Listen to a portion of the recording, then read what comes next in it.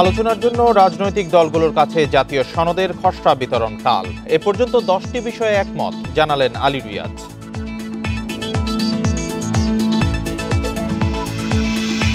নির্বাচন কমিশনে বিএনপির আয় ব্যয়ের হিসাব জমা। 1 বছরে আয় 15 কোটি 65 লাখ, ব্যয় 4 কোটি 80 লাখ টাকা।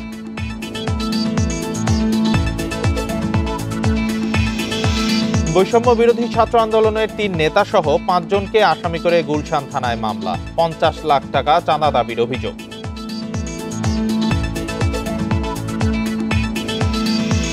মাইলস্টোন স্কুলে বিমান বিধ্বস্তে প্রাণহানি 34, মৃতের সংখ্যা সংশোধন করে স্বাস্থ্য মন্ত্রণালয়ে বিজ্ঞপ্তি।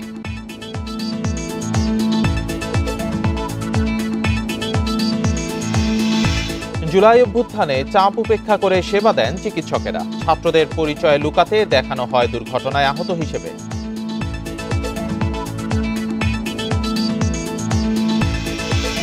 স্বাগত বিরতিহীন সংবাদ দুপুরে। আপনাদের সাথে আছে আমি রাকিব আহমেদ। শিরোনামগুলো জানাচ্ছিলাম, এবার চলে যাচ্ছি বিস্তারিত খবরে। জাতীয় সনদের খসড়া তৈরি হয়েছে বলে জানিয়েছেন জাতীয় ঐকমত্য কমিশনের সহসভাপতি ডক্টর আলী রিয়াজ। রাজনৈতিক দলগুলোর আলোচনার জন্য কালই বিতরণ করা হবে খসড়া। সকালে রাজধানী ফরেন সার্ভিস একাডেমিতে সংস্কার নিয়ে রাজনৈতিক দলগুলোর সাথে সংলাপে কথা জানান তিনি। আলী রিয়াজ বলেন, জাতীয় সনদে সবার স্বাক্ষরই কমিশনের লক্ষ্য। বিভিন্ন রাজনৈতিক দল ও কমিশন এ পর্যন্ত 10টি বিষয়ে একমত হয়েছে, তবে 7টি বিষয়ে আলোচনা এখনো অসম্পূর্ণ। আজকের আলোচনায় গুরুত্ব পাচ্ছে রাষ্ট্র পরিচালনার মূলনীতি, নাগরিক মৌলিক অধিকার সম্প্রসারণ ও পুলিশ কমিশন গঠনের বিষয়। গত 16 বছরে পুলিশের ভূমিকা নিয়ে ওঠা নানা প্রশ্ন বিবেচনায় নিয়ে বাহিনীর সংস্কার ও পুলিশ কমিশন গঠনের প্রস্তাব এসেছে। এর আগে গত বুধবার নির্বাচন কমিশন গঠন নিয়ে আলোচনা হয়। পরে এই বিষয়ে কমিশন ও রাজনৈতিক দলগুলোর মধ্যে ঐকমত্য তৈরি হয় বিভিন্ন দলের সাথে। আমরা যে কোনো ভাবেই হোক এই প্রক্রিয়াটা 31শে জুলাইয়ের মধ্যে আমাদের সমাপ্ত করতে হবে। এর অন্যথা হওয়ার কোনো সুযোগ নেই। তারপরে জাতীয় সনদ স্বাক্ষরের জন্য হয়তো আমরা একটা অন্য দিন বরাদ্দ করতে পারি, কিন্তু আমাদের আলোচনার যে কোনো প্রক্রিয়া 31শে জুলাইয়ের মধ্যে সমাপ্ত করতে হবে। এটা কমিশন এবং আপনাদের পক্ষ থেকে বারবার বলা হচ্ছে। এ নিয়ে আরো জানাতে রাজধানী ফরেন সার্ভিস একাডেমি থেকে যোগ দিয়েছেন সহকর্মী সাজ্জাদ হোসেন। সাজ্জাদ, আজকে তো 3টি বিষয়ে বেশি গুরুত্ব দেওয়া হবে, সেই বিষয়গুলো সম্পর্কে জানাবেন এবং জুলাই সনদের খসড়া তৈরি হয়েছে এই বিষয়ে জানিয়েছেন সহসভাপতি ডক্টর আলী রিয়াজ। এই বিষয়ে কোনো তথ্য আছে কিনা? জি, আপনি যেমনটি জানাচ্ছিলেন, আজকে আলোচনা সভায় আজকে কিন্তু জাতীয় ঐকমত্য কমিশনের সাথে রাজনৈতিক দলগুলোর দ্বিতীয় পর্বের 19তম বৈঠক চলছে। এখন মধ্যাহ্ন বিরতি চলছে। আজ সকালে 11টায় কিন্তু এই আলোচনা শুরু হয়। আলোচনা শুরুতেই কিন্তু কমিশনের সহসভাপতি আলী রিয়াজ যেটি জানিয়েছেন, আজকের আলোচনায় মূলত 3টি বিষয় নিয়ে আলোচনা হবে। 3টি বিষয় হচ্ছে রাষ্ট্রের মূলনীতি, নাগরিক অধিকার সম্প্রসারণ এবং পুলিশ কমিশন গঠন। রাষ্ট্রের মূলনীতি বিষয় যে বিষয়টি নিয়ে আলোচনা হবে, রাষ্ট্রের মূলনীতি এইটি নিয়ে কিন্তু কমিশনে আরও আজকে সহ বিগত 3 দিন কিন্তু আলোচনা হয়েছে। সর্বশেষ যে আলোচনা হয়েছিল 21 জুলাই। ওই 21 জুলাই যেই বিপ্লবী ওয়ার্কার্স পার্টির পক্ষ থেকে যে প্রস্তাবনাটা এসেছিল সেটি হচ্ছে রাষ্ট্রের মূলনীতি বিষয়ে 4টি শব্দ যুক্ত করতে হবে। সেই 4টি শব্দ হচ্ছে সাম্য, নাগরিক অধিকার, সামাজিক ন্যায় বিচার ও ধর্মীয় সম্প্রীতি। এই বিষয়টি নিয়ে কিন্তু আজকে উপরে আলোচনা হয়েছে। এছাড়াও আজকের আলোচনার বিষয় ছিল নাগরিক অধিকার সম্প্রসারণ। নাগরিক অধিকার, মৌলিক অধিকারগুলোর পাশাপাশি যেই এই কিছু নতুন অধিকার যুক্ত করার বিষয়ে প্রস্তাবনা এসেছে এবং সেই বিষয়গুলো নিয়ে কথা হচ্ছে। একটি বিষয় হচ্ছে ইন্টারনেট সেবা। ইন্টারনেট সেবাটিকে মৌলিক অধিকার হিসেবে যুক্ত করার আলোচনা চলছে। বিগত সরকার আমলে আমরা কিন্তু দেখেছি জুলাই অভ্যুত্থানের সময় বেশ কিছু দিন কিন্তু সম্পূর্ণ জাতি কিন্তু ইন্টারনেট থেকে বিচ্ছিন্ন ছিল। সেই বিষয়টিকে কিন্তু মাথায় রেখেই কিন্তু এমন সিদ্ধান্ত নেওয়া হচ্ছে আগামী সরকারের আমলে যাতে কেউ এমন সিদ্ধান্ত না নিতে পারে, যাতে ইন্টারনেট সেবা নিরবিচ্ছিন্নভাবে সবাই পায়। এই বিষয়গুলো নিয়ে আলোচনা হবে। আরেকটি হচ্ছে পুলিশ কমিশন গঠন। পুলিশ বাহিনী সংস্কারের বিষয়ে কিন্তু রাজনৈতিক দলের প্রতিনিধিরা সবাই একমত এবং একটি কমিশন গঠনের বিষয়ে মোটামুটি সবাই একমত। এখন আলোচনা হচ্ছে পুলিশ কমিশন গঠনের গাঠনিক প্রক্রিয়া নিয়ে আজকে আলোচনা হচ্ছে, যাতে এই বিগত 16 বছর এবং জুলাই অভ্যুত্থানের সময় পুলিশের বিভিন্ন কর্মকাণ্ড নিয়ে কিন্তু প্রশ্ন উঠেছে। এই বিষয় নিয়ে কিন্তু উপর আলোচনা চলছে। আর আরেকটি বিষয় জানিয়ে রাখি, এই আজকের 3টি আলোচনার বিষয় ছাড়াও কিন্তু আজকে কমিশনে জুলাই সনদ যে প্রস্তুত সেটি নিয়ে কিন্তু কথা হয়েছে। আজকের সভার শুরুতেই কিন্তু কমিশনের সহসভাপতি আলী রিয়াজ যেটি জানিয়েছেন, জুলাই সনদের একটি খসড়া কিন্তু ইতিমধ্যেই প্রস্তুত করেছে কমিশন। আগামীকাল নিজেদের মধ্যে এবং নিজ দলীয় ফোরামে আলোচনার জন্য সেই খসড়াটি রাজনৈতিক দলের প্রতিনিধিদের কাছে হস্তান্তর করা হবে এবং তারা এই সংস্কারের পক্ষে এবং ওই সাজ্জাদ, আপনি তথ্য সংগ্রহ করতে থাকুন। ফরেন সার্ভিস একাডেমি থেকে আমাদের জানাচ্ছিলেন সহকর্মী সাজ্জাদ হোসেন। রাজধানীর মহাখালী ব্র্যাক সেন্টারে পদ্মা ব্যারেজ ও দ্বিতীয় পদ্মা সেতু বাস্তবায়নের প্রয়োজনীয়তা বিষয়ক সেমিনারে বক্তব্য রাখছেন বিএনপি মহাসচিব মির্জা ফখরুল ইসলাম আলমগীর। সরাসরি চলে যাচ্ছি সেখানে। সত্যিকার অর্থে গণতান্ত্রিক ব্যবস্থা চায় এবং সেই গণতান্ত্রিক ব্যবস্থার মধ্যে দিয়ে কিন্তু সমস্ত বিষয়গুলোর সমাধানের পথ খুঁজে পাওয়া যাবে। অনেকে আজকাল অনেক কথা বলছেন, সংস্কার হচ্ছে। সংস্কার তো আমরা অনেক আগে উপলব্ধি করেছি। আমরা 2016 সালে আমরা প্রথম ভিশন 2030 দিয়েছি, যেখানে আমাদের সমস্ত পরিবর্তনের কথা, সংস্কারের কথা আমরা বিএনপির পক্ষ থেকে বলেছি, বেগম জিয়া বলেছেন। আমরা 22 সালে আমাদের নেতা তারেক রহমান সাহেব 31 দফা দিয়েছেন, যে 31 দফাই আজকে কিন্তু সমস্ত সংস্কারগুলো যে কমিটিগুলো হয়েছে সেই বিষয়গুলো নিয়ে আলোচনা চলছে। সুতরাং আমরা রাজনৈতিক দল হিসাবে আমরা অত্যন্ত সচেতন যে জনগণের যেটা প্রয়োজন এবং কালের যুগের সঙ্গে সঙ্গে যে পরিবর্তনগুলো আনা দরকার, রাষ্ট্র কাঠামোর যে পরিবর্তন আনা দরকার, সে ব্যাপারে আমরা অত্যন্ত সচেতনভাবে আমরা সামনের দিকে এগোচ্ছি। আমি শেষ করতে চাই এই বলে যে আপনারা যারা আজকে এই উদ্যোগকে নিয়েছেন খোয়াবের নেতৃত্বে, আপনারা সামনের দিকে অত্যন্ত বলিষ্ঠভাবে এগিয়ে যাবেন, পিছিয়ে যাবেন না। মরা ভাসানির যে স্পিরিট, সেই স্পিরিটটাকে সঙ্গে নিয়ে আপনারা এই আন্দোলনকে সামনে নিয়ে যাবেন। অবশ্যই সমস্ত জনগণ আপনাদের সামনে থাকবে এবং জনগণ থাকলে আগামী দিনের সরকারগুলো আপনাদের সঙ্গে থাকবে বলে আমি বিশ্বাস করি। ধন্যবাদ সকলকে আমাকে আমন্ত্রণ জানানোর জন্য। ধন্যবাদ। আসসালামু আলাইকুম। রাজধানীর মহাখালী ব্র্যাক সেন্টারে মির্জা ফখরুল ইসলাম আলমগীর বক্তব্য রাখছিলেন। আমরা সরাসরি সেখানে যুক্ত ছিলাম। পরবর্তী খবরে যাচ্ছি। গত কয়েক বছর ধরে মব উস্কাচ্ছে নানান গুজব। নতুন করে এর সঙ্গে যুক্ত হয়েছে কৃত্রিম বুদ্ধিমত্তা বা এআই দিয়ে তৈরি ভুয়া ভিডিও। আসছে নির্বাচনী প্রচারণায় এ ধরনের গুজব পরিস্থিতি জটিল করতে পারে, এমন শঙ্কার কথা বলছেন প্রধান নির্বাচন কমিশন।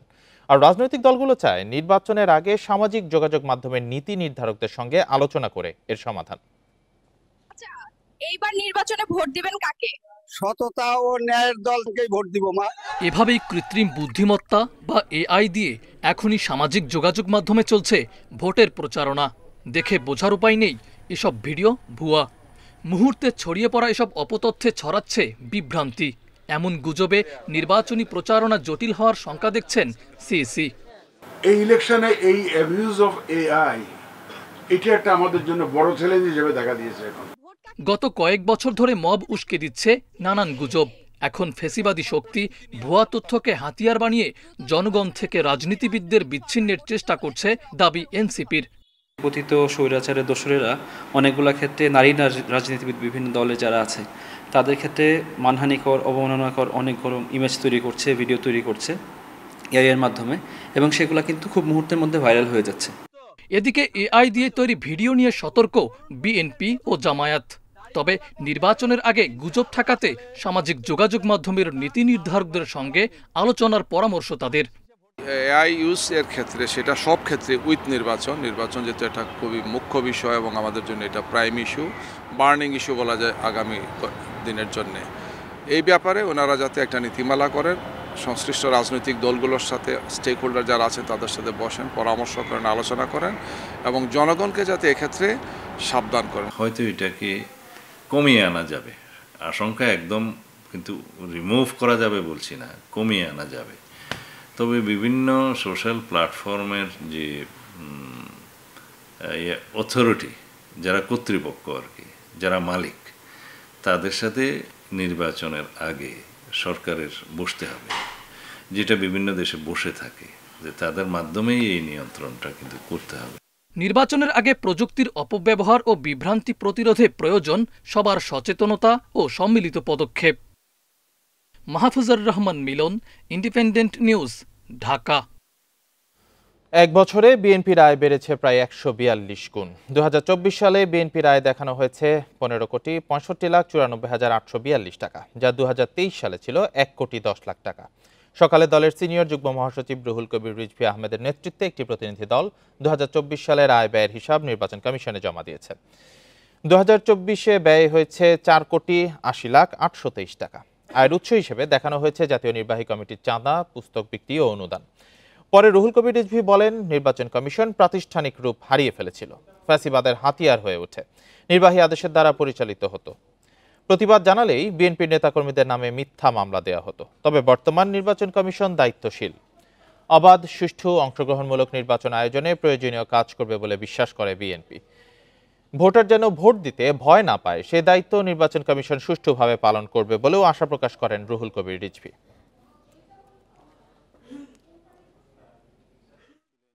আয় কিভাবে আমাদের হয়েছে, আমরা কোন কোন খাতে ব্যয় করেছি, সেগুলো আমাদের পুঙ্খানুপুঙ্খ রূপে যে নিরীক্ষা অডিট যে রিপোর্টটি, সেই রিপোর্টটির মধ্যে সেটা উল্লেখ আছে। তো অনেক সময় প্রশ্ন করেন যে আমাদের আয়ের উৎসটা কি, সেটাও আমরা এখানে জানিয়ে দিয়েছি। জাতীয় নির্বাহী কমিটির মাসিক চাঁদা, বই পুস্তক বিক্রয়, বিভিন্ন ব্যক্তি ও প্রতিষ্ঠান হতে অনুদান, ব্যাংক হতে অর্জিত সুদ, এটা হচ্ছে আমাদের সোর্স। বৈষম্য বিরোধী ছাত্র আন্দোলনের সমন্বয়ক পরিচয়ে 50 লাখ টাকা চাঁদা দাবির ঘটনায় গুলশান থানায় মামলা হয়েছে। 5 জনকে আসামি করে এই মামলাটি করা হয়। মামলায় বৈষম্য বিরোধী ছাত্র আন্দোলনের 3 নেতা সহ 5 জনকে গ্রেপ্তার দেখানো হয়েছে। গুলশান থানার ওসি হাফিজুর রহমান জানান, শনিবার সন্ধ্যার পর গুলশান 2 নম্বরের সংরক্ষিত মহিলা আসনে আওয়ামী লীগের সাবেক এমপি শাম্মী আক্তারের বাসার সামনে থেকে তাদের গ্রেপ্তার করা হয়। তারা মোট 50 লাখ টাকা চাঁদা দাবি করেছিল। এর মধ্যে 10 লাখ টাকা নেওয়া হয় গত 17 জুলাই। শনিবার আরও 40 লাখ টাকা নিতে গেলে তাদের আটক করে পুলিশ। গ্রেপ্তারকৃতরা হলেন সাকাদাউন সিয়াম, সাদমান সাদাব, ইব্রাহিম হোসেন মুন্না ও আব্দুর রাজ্জাক রিয়াদ। আরেকজন অপ্রাপ্তবয়স্ক হওয়ায় তার নাম, পরিচয় ও ছবি প্রকাশ করেনি পুলিশ। এর মধ্যে মুন্না, সিয়াম ও সাদাব বৈষম্য বিরোধী ছাত্র আন্দোলনের নেতা। রাতেই তাদের সংগঠন থেকে স্থায়ীভাবে বহিষ্কারের কথা জানিয়ে প্রেস বিজ্ঞপ্তি দেন বৈষম্য বিরোধী আন্দোলনের সভাপতি রিফাত রশিদ ও সাধারণ সম্পাদক হাসান ইনাম।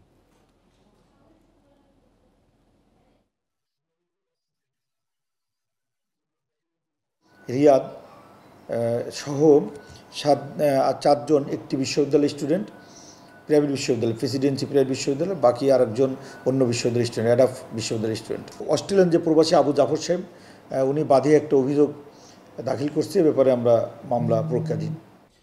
মাইলস্টোন স্কুলে বিমান বিধ্বস্তের ঘটনায় প্রাণহানির সংখ্যা সংশোধন করে বিজ্ঞপ্তি প্রকাশ করেছে স্বাস্থ্য মন্ত্রণালয়। নতুন হিসাব অনুযায়ী এ পর্যন্ত প্রাণহানি 34 জনের। এদিকে বার্ন ইনস্টিটিউটে ভর্তি 4 জনের অবস্থা আশঙ্কাজনক। এছাড়া 9 জনের অবস্থা গুরুতর। এই 13 জন সহ বার্ন ইনস্টিটিউটে এখন মোট 36 জন ভর্তি আছেন। শনিবার হাসপাতাল থেকে রিলিজ দেওয়া হয়েছে 2 জনকে। বার্ন ইনস্টিটিউটের পরিচালক অধ্যাপক নাসির উদ্দিন জানান, বিদেশ থেকে আসা চিকিৎসকদের সঙ্গে আলোচনা করে সম্মিলিত প্রচেষ্টায় আহত ব্যক্তিদের চিকিৎসা চলছে। আগামী সপ্তাহে আরও 10 জনকে ছাড়পত্র দেওয়া হবে। চিকিৎসা সহায়তা দিতে ভারত থেকে 2 চিকিৎসক ও 2 নার্স, সিঙ্গাপুর থেকে 3 চিকিৎসক ও 2 নার্স এবং চীন থেকে 3 চিকিৎসক ও 6 সহকারী এসেছেন। দেশের ইতিহাসে সবচেয়ে ভয়াবহ সামরিক বিমান দুর্ঘটনায় প্রাণ হারানো বেশিরভাগই শিশু শিক্ষার্থী।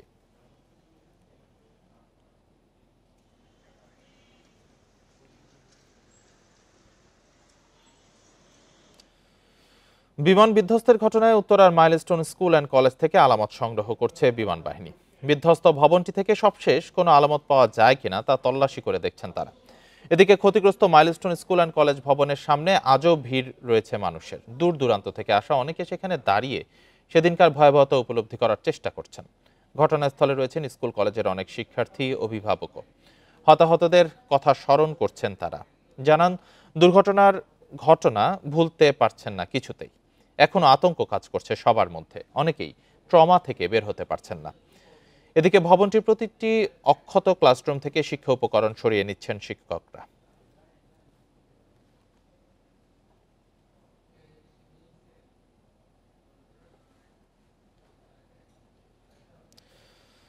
উত্তরের মাইলস্টোন স্কুল অ্যান্ড কলেজে বিমান দুর্ঘটনায় নিহত টাঙ্গাইলের 2 শিক্ষার্থীর পরিবারের সদস্যদের সমবেদনা জানিয়েছেন বিএনপির নেতাকর্মীরা। সকালে মির্জাপুর উপজেলার ওয়ারশি ইউনিয়নের নয়াপাড়া গ্রামের নিহত তানভীর আহমেদ এবং সখীপুর উপজেলার হাতিয়া কেরানীপাড়া গ্রামের হুমায়রার বাড়িতে গিয়ে সমবেদনা জানান বিএনপির ভাইস চেয়ারম্যান আব্দুস সালাম পিন্টু। এ সময় নিহতদের কবর জিয়ারত করেন নেতাকর্মীরা। মাইলস্টোন স্কুল অ্যান্ড কলেজে বিমান দুর্ঘটনায় টাঙ্গাইলের 2 শিক্ষার্থীর মৃত্যু হয়। পরদিন টাঙ্গাইলে নিজ নিজ গ্রামের বাড়িতে দাফন করা হয়।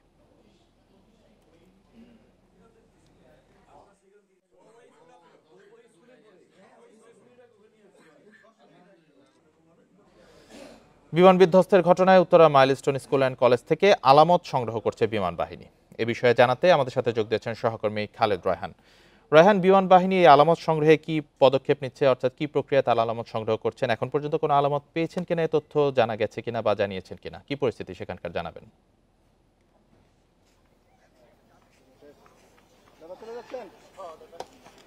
আলামত সংগ্রহের যে কাজ সেটি কিন্তু এর মধ্যে শেষ হয়ে গেছে এবং এখন কিন্তু বিমান বাহিনীর কোনো সদস্য এই ঘটনাস্থলে তারা কিন্তু নেই। মূলত তারা 3টি জায়গা থেকে আলামত সংগ্রহ করেছেন। এই যে ধ্বংসাবশেষ যে ভবনটি রয়েছে 2 তলা, এখান থেকে আলামত সংগ্রহ করেছেন। তার পাশে যেখানে পাইলট পড়েছেন সেই 1 তলা ভবন থেকেও আলামত সংগ্রহ করা হয়েছে এবং একই সঙ্গে মেটাল ডিটেক্টরের মাধ্যমে মাঠেও তারা আলামত সংগ্রহ করেছেন। মূলত এই ভবনটি স্কুল কর্তৃপক্ষ, কলেজ কর্তৃপক্ষ যারা আছেন তাদেরকে বুঝিয়ে দেওয়ার জন্যই সর্বশেষ আলামত সংগ্রহের প্রক্রিয়াটি সেটি তারা আজকে করেছে। তবে বিমান বাহিনীর পক্ষ থেকে এখন পর্যন্ত কেউ গণমাধ্যমের সঙ্গে কথা বলেনি যারা এখানে আলামত সংগ্রহ করেছেন। যে দলটি তারা যেটি আনঅফিসিয়ালি জানিয়েছেন যে তারা আসলে তাদের যেই তদন্ত কাজ করতেই মূলত তারা এখানে এসেছে এবং সর্বশেষ আরও কিছু রয়েছে কিনা বাকি, কারণ প্রথম দিন থেকেই কিন্তু আলামত সংগ্রহের যে কাজ সেগুলো কিন্তু করা হচ্ছিল, যার ফলে সবশেষ যেই কোনো কিছু পাওয়া যায় কিনা মূলত কর্তৃপক্ষকে ভবনটি পুরোপুরি বুঝিয়ে দেওয়ার চেষ্টা থেকেই মূলত আজকে আলামত সংগ্রহের যে কাজ সেটি।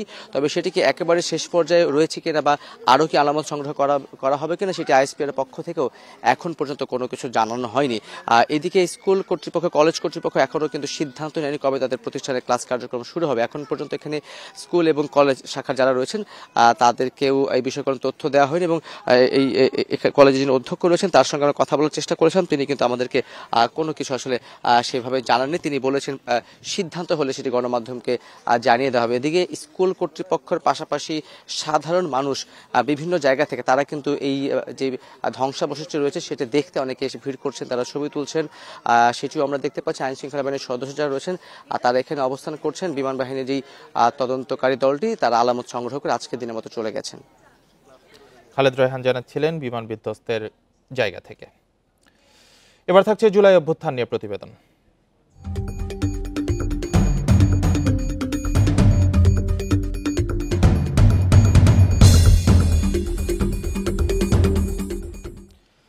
ছাত্র জনতার গণ অভ্যুত্থানে শিক্ষার্থীদের সাথে যোগ দেয় সব ধর্ম, বর্ণ ও পেশার মানুষ। এর মধ্যে অন্যতম ভূমিকা রেখেছেন চিকিৎসকরা। ফ্যাসিস্ট সরকারের রক্তচক্ষু উপেক্ষা করে ঝাঁপিয়ে পড়েন ছাত্র জনতার জীবন রক্ষার কাজে। আহতদের পরিচয় লুকিয়ে হাসপাতালের ভর্তি স্লিপে দেখিয়েছেন দুর্ঘটনায় আহত হিসেবে। সরিয়ে ফেলেন শিক্ষার্থীদের ফাইল ও রেজিস্ট্রার খাতা।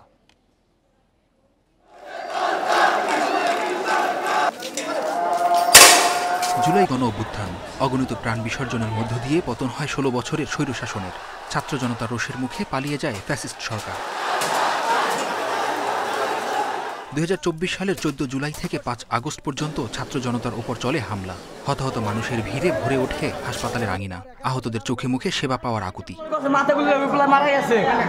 সেই উত্তল সময়ে বসে থাকতে পারেননি বেশিরভাগ চিকিৎসক। সব ধরনের চাপ উপেক্ষা করেই ঝাঁপিয়ে পড়েন আহত ছাত্র জনতার জীবন রক্ষার কাজে। সাডেন লোড যদি হয় সেটাকে সামলাতে ডেফিনিট প্রবলেম হয়, কিন্তু সেটা যদি আবার ঐক্যবদ্ধভাবে একটা প্রতিষ্ঠানের একদম সবাই মিলে ঐক্যবদ্ধভাবে সেটাকে অংশ নেয় তাহলে কিন্তু ওটা অনেক সলভ হয়ে যায়। বাট যখন ডিভাইডেশন একটা চলে আসলো, একটা গ্রুপ এটাকে ট্রিটমেন্ট দিতে চাচ্ছে না, বরং অবস্টাকল তৈরি করতে চাচ্ছে, আর কিছু অংশ খুব ট্রিটমেন্ট দিতে চাচ্ছে, এবং যারা দিতে চাচ্ছে না তারাই বরং নেতৃত্বে, তাদের সংখ্যাটাই বেশি। আইনশৃঙ্খলা বাহিনীর রোশনাল থেকে বাঁচাতে শিক্ষার্থীদের হাসপাতালে ভর্তি করা হয় সড়ক দুর্ঘটনায় আহত হিসেবে। সেবা দেন পরিচয় লুকিয়ে। তাকে লুকাতে হয়েছে, তার হিস্ট্রিটাকে হাইড করতে হয়েছে, যে সে রোড ট্রাফিক অ্যাক্সিডেন্টে হয়েছে, সে গতকাল হয়নি 2 দিন আগে হয়েছে, এরকম বিভিন্ন কৌশল নিতে হয়েছে। নিয়ে যতটা সম্ভব আমরা তাদের পাশে দাঁড়িয়েছি। হাসপাতালের গণ্ডি পেরিয়ে রাজপথেও নেমে আসেন অনেক চিকিৎসক। গজ, ব্যান্ডেজ আর ওষুধ নিয়ে জরুরি সেবা দেন আহতদের। এতটা ভয়াবহ এবং বিভৎস অবস্থা ছিল যে মানুষ যে বলে যে রক্ত দিয়ে গোসল করে, এইটা মনে হয় জীবনে তো কেউ দেখতে পারবো না, কিন্তু আমার কাছে মনে হয় যে ওই সময়টা আসলেই তাই ছিল। আমি ওদের সাথে একেবারে ফিল্ডেই ছিলাম, হয়তো আমি অ্যাপ্রন পরেই ছিলাম, কিছু মানে ফার্স্ট এইড ইনস্ট্রুমেন্ট সহ, যেন ইনজুর্ড হইলে ইনস্ট্যান্ট এই জায়গায় আমি একটু তাদেরকে সেবা করে অন্তত পক্ষে পাঠাইতে পারি। লাস্টের দিকে আপনার একটা অ্যাম্বুলেন্স ম্যানেজ করেছি, অ্যাম্বুলেন্স সে জিনিসপত্র থাকতো আর আমরা ডাক্তার সাহেব ওদের সাথেই ছিলাম। জুলাই অভ্যুত্থান শেষ হলেও হাসপাতালে ভর্তি আছেন আহত অনেকে। এসব জুলাই যোদ্ধাকে স্বাভাবিক জীবনে ফিরিয়ে আনতে এখনও নিরলস কাজ করে যাচ্ছেন চিকিৎসকরা। Mehedi Hasan, independent news, Dhaka. জুলাই অভ্যুত্থানে হত্যাকাণ্ডের ঘটনায় রাজশাহী বিভাগে 118টির মধ্যে 6টি মামলা তদন্ত শেষ হয়েছে। আগামী মাসে আরও একাধিক হত্যা মামলা তদন্ত প্রতিবেদন জমা দেবে পুলিশ। এদিকে এজাহারভুক্ত 8,000 আসামির মধ্যে এ পর্যন্ত গ্রেপ্তার হয়েছেন প্রায় 2,000। 24 জুলাইয়ে রাজশাহী বিভাগ জুড়ে ছিল শিক্ষার্থীদের দুর্বার আন্দোলন। শেষ সময়ে তীব্র আকার ধারণ করে আন্দোলন। প্রতিদিনই বাড়তে থাকে হতাহতের সংখ্যা। জুলাই অভ্যুত্থানে শহীদদের পরিবারগুলো এখন হত্যাকারীদের বিচারের অপেক্ষায়। আহত জুলাই যোদ্ধারা এখনও বয়ে বেড়াচ্ছেন যন্ত্রণা। আমাদের একটা দিন চাই, মানে একটা বছর চাই। বাবা হিসেবে একটাই চাওয়া যে আমার ছেলে হত্যাকারীর আমরা বিচার চাই। আল্লাহ আমাদেরকে তো অনেক ভালো রেখেছে, এটাই আমাদের চাওয়া পাওয়া। এখনও দেখবেন যে অনেক জায়গায় অনেকে আহত আছে, তাদের এখনও বুকের ভিতরে, পিঠে, নাকে বিভিন্ন জায়গায় গুলি আটকে আছে, তারা কোনো চিকিৎসা পাচ্ছে না। আমার পায়ের সমস্যা আছে, এখনও সেটার চিকিৎসা আমি পাই নাই। গণ অভ্যুত্থান পরবর্তী সময়ে উত্তরাঞ্চলে সবথেকে বেশি মামলা হয়েছে রাজশাহীতে।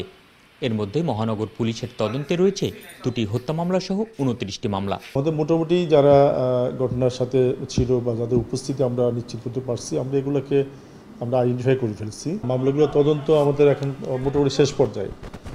অভ্যুত্থানের হত্যার ঘটনায় রাজশাহী বিভাগে 22টি হত্যা মামলা হয়েছে। সর্বোচ্চ 9টি মামলা বগুড়ায়। এছাড়া সিরাজগঞ্জে 8টি, রাজশাহীতে 2টি, জয়পুরহাটে 2টি ও পাবনায় 1টি হত্যা মামলা হয়েছে। জুলাই অভ্যুত্থানের মামলাগুলোর তথ্য যাচাই, সাক্ষী ও আলামত পর্যালোচনা করে বেশ কিছু মামলা গুরুত্বপূর্ণ তালিকা থেকে বাদ দেওয়া হয়েছে। নিরাপরাধ মানুষ ভিকটিম না হয় সে বিষয়ে আমাদের প্রচেষ্টা রয়েছে। আমরা আশা করছি যারা খুবই কম সময়ের মধ্যে জুলাই অভ্যুত্থানের মামলাগুলোর পুলিশ রিপোর্ট দাখিল করতে পারব। রাজশাহী বিভাগের গুরুত্বপূর্ণ 118 মামলায় এজাহারভুক্ত আসামির সংখ্যা 8,393 জন। এসব মামলায় এ পর্যন্ত গ্রেপ্তার হয়েছে 2,000। Ahsan Habib, Apu, independent news, Rajshahi. গাজীপুরের শ্রীপুরে বকেয়া বেতন পরিশোধ সহ 10 দফা দাবিতে ঢাকা ময়মনসিংহ মহাসড়ক অবরোধ করে বিক্ষোভ করেছে একটি কারখানা শ্রমিকরা। এ সময় সড়কের দুই পাশে যানজটের সৃষ্টি হয়। পুলিশ জানায়, আগস্ট মাসের শুরুতে বেতনের সাথে ইনক্রিমেন্ট পরিশোধের কথা ছিল সিরামিক কারখানা কর্তৃপক্ষের, কিন্তু মালিকপক্ষ সেটি সেপ্টেম্বরে দেয়া হবে জানিয়ে নোটিশ দিলে শ্রমিকদের মধ্যে অসন্তোষ ছড়িয়ে পড়ে। সকাল 6টায় জৈনা বাজার এলাকায় অবস্থান নেন বিক্ষুব্ধ শ্রমিকরা। এতে ওই মহাসড়কে যান চলাচল বন্ধ হয়ে যায়। খবর পেয়ে পুলিশ ও সেনাবাহিনী ঘটনাস্থলে গিয়ে শ্রমিকদের সড়ক থেকে সরিয়ে দেওয়ার চেষ্টা করলে আইনশৃঙ্খলা বাহিনীর সঙ্গে ধাওয়া পাল্টা ধাওয়ার ঘটনা ঘটে। এক পর্যায়ে টিয়ার শেল, সাউন্ড গ্রেনেড নিক্ষেপ ও লাঠিচার্জ করে তাদের ছত্রভঙ্গ করে দেয় পুলিশ। প্রায় 3 ঘন্টা পর সীমিত পরিসরে শুরু হয় যান চলাচল।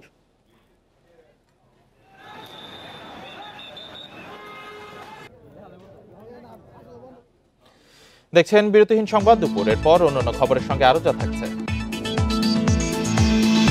লোকসান কমাতে আলুর দাম বাড়াতে চায় হিমাগার মালিক সমিতি, বাণিজ্য মন্ত্রণালয়ে চিঠি।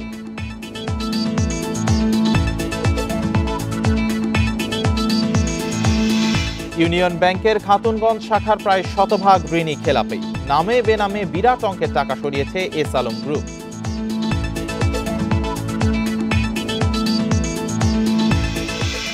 রাজধানীর গ্যান্ডারিয়ায় পূর্ব শত্রুতার জেরে এক সিএনজি অটোরিকশার মালিককে কুপিয়ে হত্যা করা হয়েছে। নিহত ব্যক্তির নাম আরিফুল ইসলাম বাবু। শনিবার বিকেল 5:30টার দিকে এ ঘটনা ঘটে। স্বজনরা জানান, পরিবার নিয়ে মীর হাজারিবাগের মোল্লাপাড়ায় ভাড়া থাকতেন নিহত আরিফুল। শনিবার বিকেলে পূর্ব শত্রুতার জেরে স্থানীয় রবিন, শাহিন, মাসুদ কাদের সহ আরও 4 থেকে 5 জন তাকে ধারালো চাপাতি দিয়ে আঘাত করে। এতে গুরুতর আহত হন আরিফুল। প্রথমে তাকে উদ্ধার করে স্থানীয় একটি হাসপাতালে ভর্তি করা হয়। অবস্থার অবনতি হলে সকাল 8টায় নেওয়া হয় ঢাকা মেডিকেলে। এ সময় চিকিৎসক তাকে মৃত ঘোষণা করেন। নিহত আরিফুলের বাড়ি শরীয়তপুরের জাজিরায়।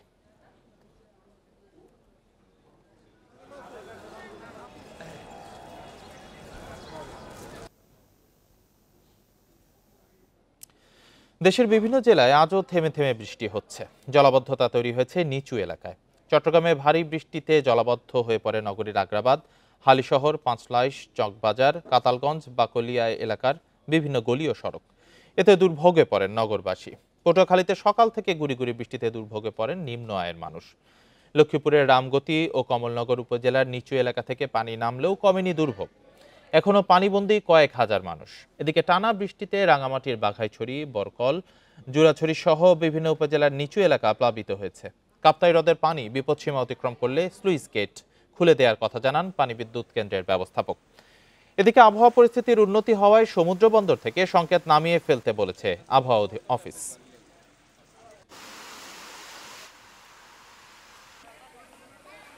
কথা বুঝতেছে না।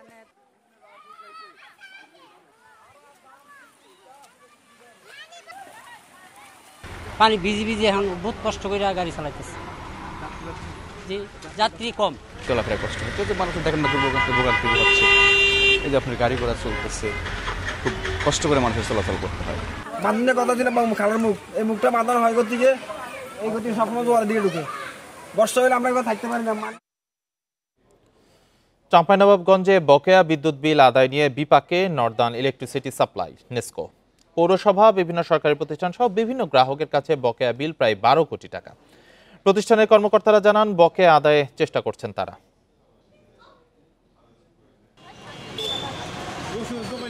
1903 সালে প্রতিষ্ঠার পর থেকেই নাগরিক সেবা দিয়ে যাচ্ছে চাঁপাইনবাবগঞ্জ পৌরসভা।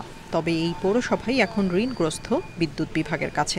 নাগরিকদের সড়কবাতি, পানি সরবরাহ সহ অন্যান্য সেবা দিতে গিয়ে প্রতিষ্ঠানটির বিদ্যুৎ বিল বকেয়া পড়েছে 9 কোটি 29 লাখ টাকা।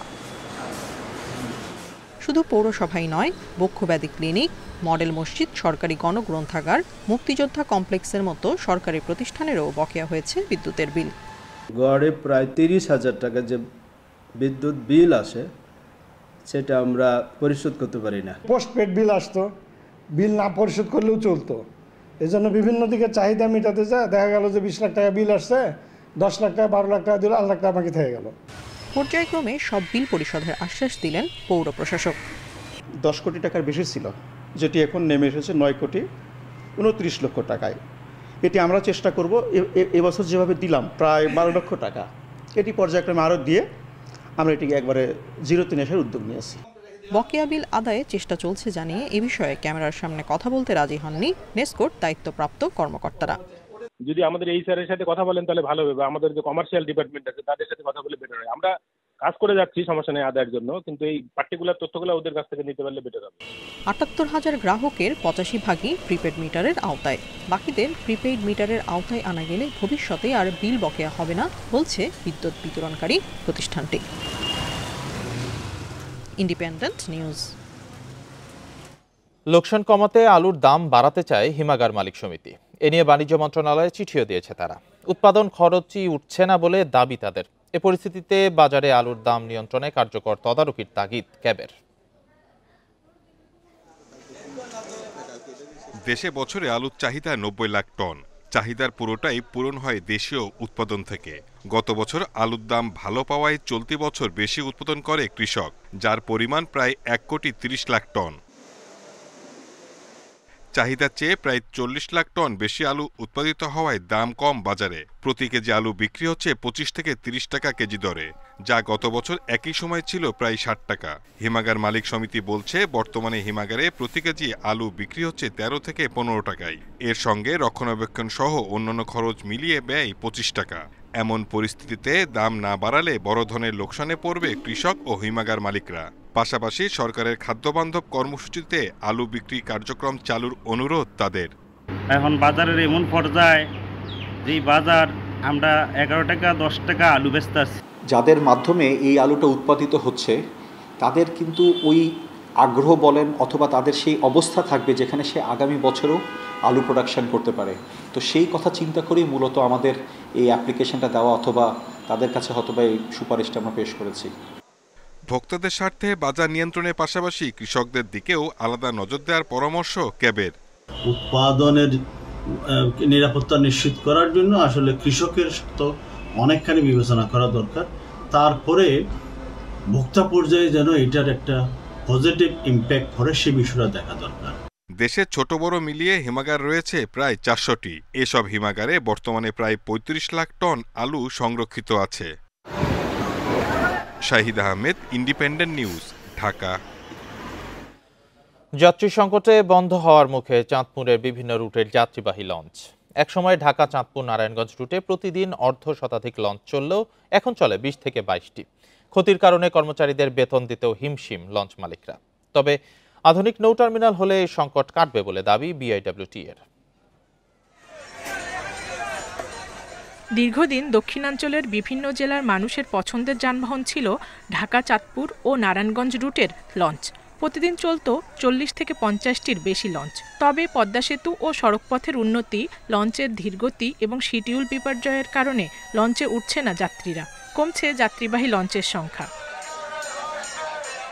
নৌ রুটের তুলনায় সময় ও ভাড়া কম, নিরাপদ এবং যাত্রী হয়রানি কম হওয়ায় সড়কপথ বেছে নেওয়ার কথা জানান যাত্রীরা।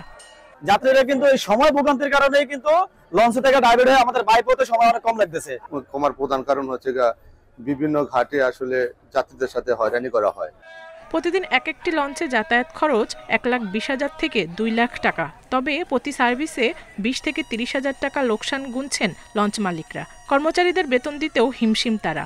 যা চালাইলে লোকসান, দুইটা চলে দুইটা বন্ধ হয়। 2-3টা লঞ্চ মালিক একসাথে হইয়া 2-3টার পরিবর্তে একটা লঞ্চ চালাইতেছি। তবে আধুনিক নৌ টার্মিনালের কাজ শেষ হলে যাত্রী সংকট কেটে যাবে বলে আশা বিআইডব্লিউটিএ কর্তৃপক্ষের। বর্ষাকালে একটু যাত্রী সংকটই থাকে। এখন দূর দূরান্ত থেকে বৃষ্টি কাদা পানিতে আসতে যাত্রীদের একটু হয়রানির শিকার হয়। তবে আমি মনে করি আমাদের চাঁদপুরের আধুনিক নৌ টার্মিনাল হয়ে গেলে এই সংকটটা আর থাকবে না। চাঁদপুর থেকে ঢাকা রুটে 34টি বড় আর নারায়ণগঞ্জ রুটে 15টি ছোট লঞ্চ রয়েছে। প্রতিদিন চলাচল করে 20 থেকে 22টি লঞ্চ। Independent news. বহুল আলোচিত এস আলম গ্রুপের কবজায় থাকা ইউনিয়ন ব্যাংকের চট্টগ্রামের খাতুনগঞ্জ শাখার প্রায় 100% ঋণই এখন খেলাপি। সংশ্লিষ্টরা বলছেন, নানা কায়দা করে ব্যাংক থেকে নামে বেনামে ঋণের নামে বিরাট অঙ্কের টাকা সরিয়েছে এস আলম গ্রুপই। সহায়ক জামানত না থাকায় এসব ঋণ আদায় নিয়েও তৈরি হয়েছে অনিশ্চয়তা। বাংলাদেশ ব্যাংকের তথ্য বলছে, ইউনিয়ন ব্যাংকের খাতুনগঞ্জ শাখা থেকে মোট ঋণ বিতরণ করা হয়েছে 2,452 কোটি টাকা। এর মধ্যে 2,437 কোটি এখন খেলাপি, যা মোট ঋণের 99.38 ভাগ। সংশ্লিষ্টরা বলছে, খেলাপি ঋণের প্রায় 2,306 কোটি টাকা সরিয়েছে এস আলম গ্রুপ। নামে বেনামে 33টি প্রতিষ্ঠানের মাধ্যমে এসব ঋণ নেওয়া হয়। ব্যাংক সংশ্লিষ্টরা বলছে, এসব ঋণ গত সরকারের আমলে দেওয়া হয়েছিল প্রধান কার্যালয়ের নির্দেশনায়। সে সময় ব্যাংকের নিয়ন্ত্রণ ছিল এস আলম গ্রুপের কাছে। গত 5 আগস্টের পর থেকে খোঁজ নেই ঋণ গ্রহীতাদের। খেলাপি আদায়ে এখন তাই কেন্দ্রীয় ব্যাংকের শরণাপন্ন হয়েছে ব্যাংক। সরাসরি মন্তব্য না করলেও টেলিফোনে আইনি পদক্ষেপ নেওয়ার কথা জানিয়েছে কর্মকর্তারা।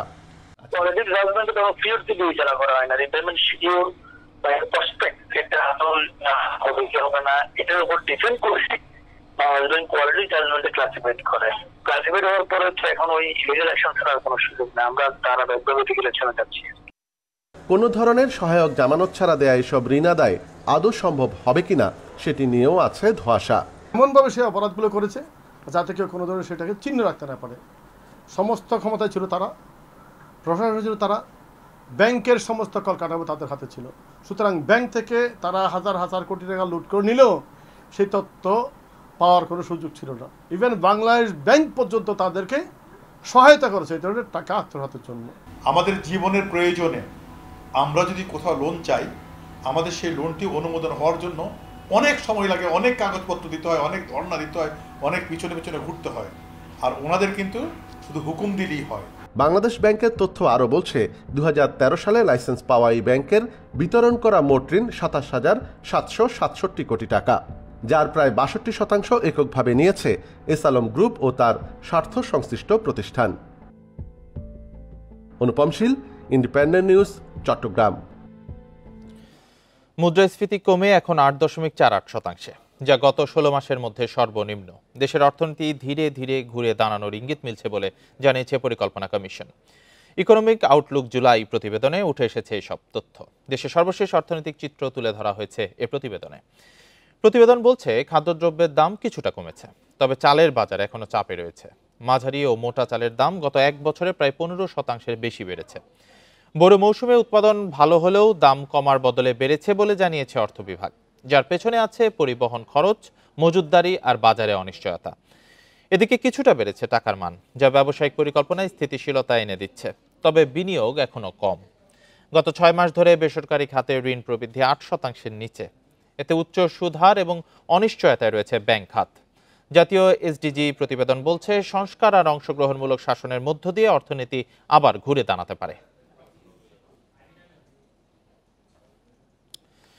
দেশের শেয়ার বাজারে $1 বিলিয়ন বাজার মূলধন অতিক্রম করেছে বেসরকারি খাতের ব্র্যাক ব্যাংক, যা শেয়ার বাজারে প্রথম কোনো দেশীয় ব্যাংকের এমন অর্জন। সম্প্রতি এক সংবাদ বিজ্ঞপ্তিতে ব্যাংকটি এসব জানিয়েছে। ব্র্যাক ব্যাংকের দাবি, কর্পোরেট সুশাসন, আর্থিক সক্ষমতা আর ভালো ক্রেডিট রেটিংই এই অর্জনের পেছনের মূল চালিকা শক্তি। ঢাকা ও চট্টগ্রাম স্টক এক্সচেঞ্জে ব্যাংকটির শেয়ার মূল্য ঊর্ধ্বমুখী। 10 টাকার অভিহিত মূল্যের শেয়ারের দাম গত বৃহস্পতিবার পর্যন্ত পৌঁছায় 68 টাকা 80 পয়সায়। ব্যাংকটির পরিচালনা পর্ষদে স্পন্সরদের হাতে রয়েছে 46% বেশি শেয়ার। এছাড়া বিদেশি মালিকানা প্রায় 34%।